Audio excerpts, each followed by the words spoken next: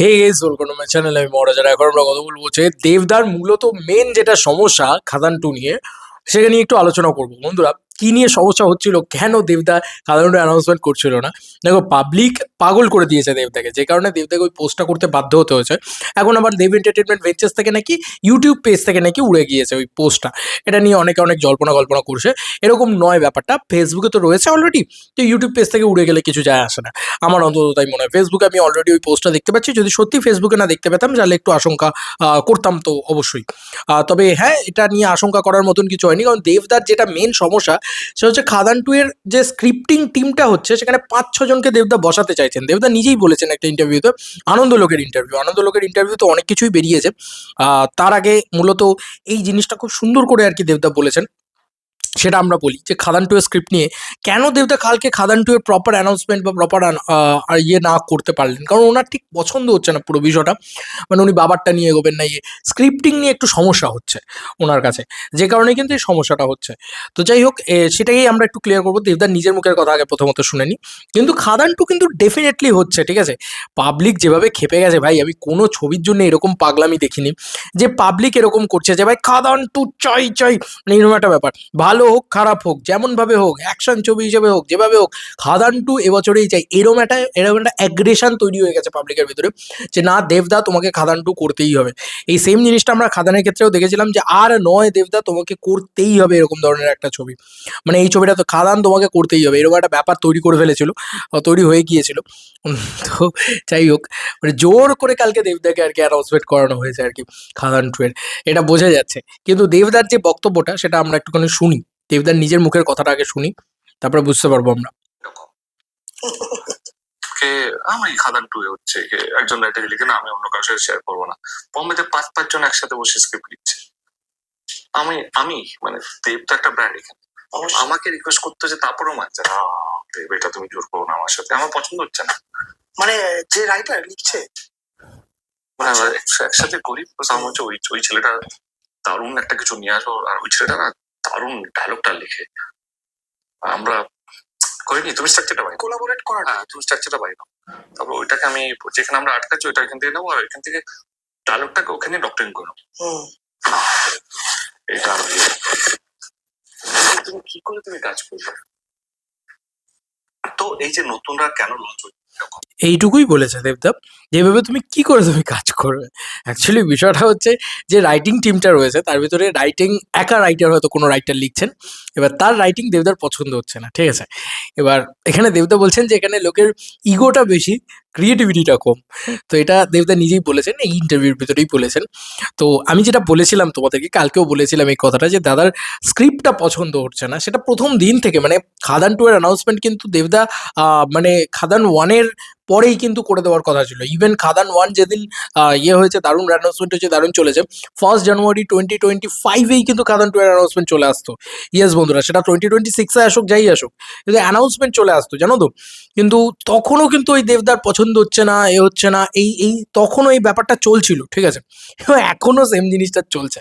তো বুঝতে পারছো, এত বছর হয়ে গেছে, মানে একটা বছর চলে গেছে, সুজিত দা এত এত ভালোভাবে আর কি ওইটাকে নিয়েই পড়ে আছে, তবুও কিন্তু দাদার পছন্দ হচ্ছে না। তার মানে ব্যাপারটা হচ্ছে যে দাদা মোর স্পেশাল কিছু চাইছে, মোর ভালো কিছু চাইছে।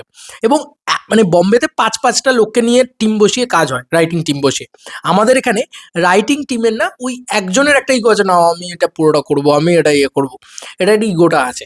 এটা তো সত্যি কথা। এবার রাইটারদের একটুখানি একটু ইয়ে আছে, এটা তো সত্যি কথা। এবং সেটাতে দেবদা বলছে যে আমার পছন্দই হচ্ছে না আমার।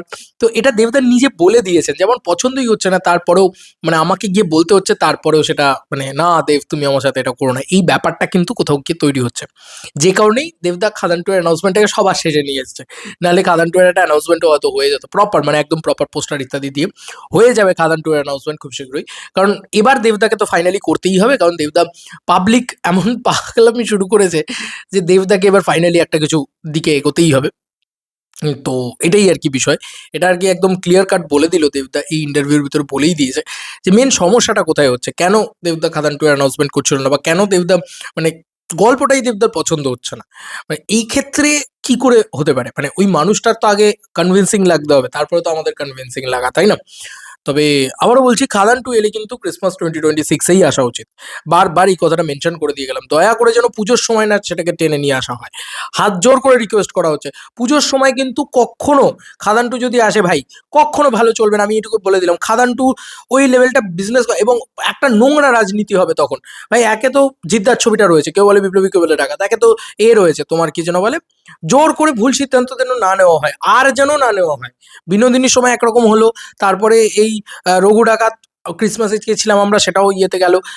প্রজাপতি 2 পুরো পুজোর ছবি ছিল, সে ছবিটা পুজোয় না এসেও ক্রিসমাসে এলো। দয়া করে রিকোয়েস্ট করছি দেবদা, আর যেন দয়া করে এটা যেন না হয় যে ওই সিনেমাটা খাদান 2 হঠাৎ করে পুজোয় চলে এলো। দেখো আনন্দ করব সব ঠিক আছে, কিন্তু আমি জানি তার মানে বক্স অফিসটা কি হতে পারে, এবং পুজোর সময় মানে যতই বলে নাও না, কোনো একটা সার্টেন ক্যাপ আছে।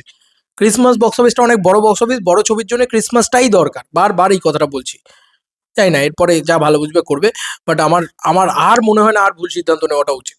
পুজোর সময় একে বহুরূপী 2 রয়েছে, একে তার মধ্যে আবার জিদ্দার ছবিটা রয়েছে, তার মধ্যে এসবিএফ এর একটা ছবি থাকবে, তার মধ্যে যদি তুমি খাদান 2 নিয়ে আসো, ভাই তুমি অনেকেই বলতে পারে যে সবাই হোটে যাবে, খাদান 2 ব্যবসা করবে, হতেই পারে সেটা, কিন্তু আমি ওই রিস্কটাই নিতে চাইছি না খাদান 2 এর সাথে। আমার মনে হয় খাদান 2 হলে ক্রিসমাসেই আসুক, এবং একটা লম্বা সময় ধরে শুটিং করতে হবে। শুটিং এ একটা টাইম লাগবে ভাই। টনিক 2 আরামসে নিয়ে আসা যায়, কারণ দেখো অলরেডি মানে জানুয়ারির প্রথম থেকে রেকি শুরু হয়ে যাচ্ছে, ফেব্রুয়ারির ভিতর থেকে শুটিং শুরু হয়ে যাবে বাইক অ্যাম্বুলেন্স দাদা। তো এগুলো নিয়ে আমরা আর অন্য ভিডিওতে আলোচনা করব, ঠিক আছে? চলো সেটা নিয়ে অন্য ভিডিওতে আলোচনা করবো। এই ভিডিওতে মূলত আলোচনা করলাম যে দেবদার এক্স্যাক্টলি হচ্ছেটা কি, মানে প্রবলেমটা কি হচ্ছে, কেন খাদান 2 নিয়ে সে করতে চাইছে না, বা কেন সে বলছে যে ভালো গল্প আনতে গেলে, ভালো কিছু করতে গেলে একটু সময় লাগে।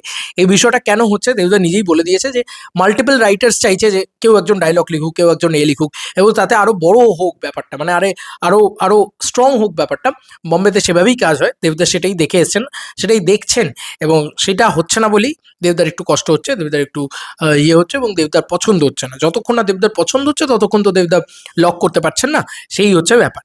তবে আই হোপ দাদার পছন্দও হবে, এবং তাড়াতাড়ি সেগুলো আমরা জানতে পারবো খুব শীঘ্রই, এবং অ্যানাউন্সমেন্ট খুব শীঘ্রই চলে আসবে। এটা আমি তোমাদেরকে বলে দিলাম।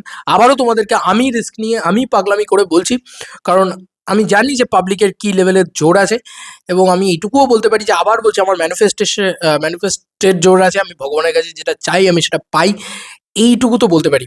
কারণ আমি দেবদার কাছে যেটা চেয়েছি এবং ভগবানের কাছে যেটা চেয়েছি যে খাদান 2 এবছরই আসুক, এবং আজকে একটা কালকে চেয়েছিলাম যে আজকে একটা কিছু আসুক যাতে আমাদের মান সম্মানটা বাঁচে, সেটা কিন্তু ভগবান আমাকে দিয়েছে। বারবার বলছি, তুমি এক মনে কিছু চাও ভগবানের কাছে, তুমিও যদি চাও যে খাদান 2 এবছরই ক্রিসমাসে আসুক, ক্রিসমাসেই আসবে। আবারও বলছি, এটাই হচ্ছে মানে তোমার গাট ফিলিং, তোমার বিশ্বাস, তোমার একভাবে অনড় হয়ে টিকে থাকা, ঠিক আছে? যাই হোক, এটাই আমি বলবো, দেখা যাক কি হয়, বাকিটা সময় বলবে। তবে আমার মনে হচ্ছে খুব শীঘ্রই অ্যানাউন্সমেন্ট আসবে, এবং ভালো রকম একটা অ্যানাউন্সমেন্ট আসবে, যেটাতে বাংলা ছিটকে যাবে, ঠিক আছে? কবে রিলিজ হচ্ছে কি বৃত্তান্ত সেটা হয়তো জানানো হবে না, কিন্তু অ্যানাউন্সমেন্ট আসবে খুব শীঘ্রই একটা। তবে ওই গল্পটা পছন্দ হচ্ছিল না বলেই দেবদার মেন হচ্ছিল। আজ থেকে আবার খাদান 2 স্ক্রিপ্ট নিয়ে দাদা বসবে। দাদা প্রচণ্ড বেশি করে সেটার দিকে, কারণ জানুয়ারি মাসের 7 তারিখ অবধি দাদা বাইক অ্যাম্বুলেন্স দাদার রেকিতে যাবে হচ্ছে জানুয়ারি মাসের 7 তারিখ। তো জানুয়ারি মাসের 7 তারিখের আগে পুরো টাইমটাই সে খাদান 2 কে দেবে আমার যতদূর যা মনে হচ্ছে। কারণ এই স্ক্রিপ্টটাকে ফাইনাল করতে হবে। আগে তো ওখানে গল্পটাকে সলিড করতে হবে, স্ক্রিপ্টটাকে ফাইনাল করতে হবে। দেন তারপরে তো বাকি সমস্ত কাজকর্ম ইত্যাদি শুরু করতে হবে। কারণ এই বছরই আসবে যখন, এবার তো লেগে পড়তে হবে ভাই কাজে। চলো বন্ধুরা, নতুন কোনো ভিডিওতে দেখা হবে। বাই।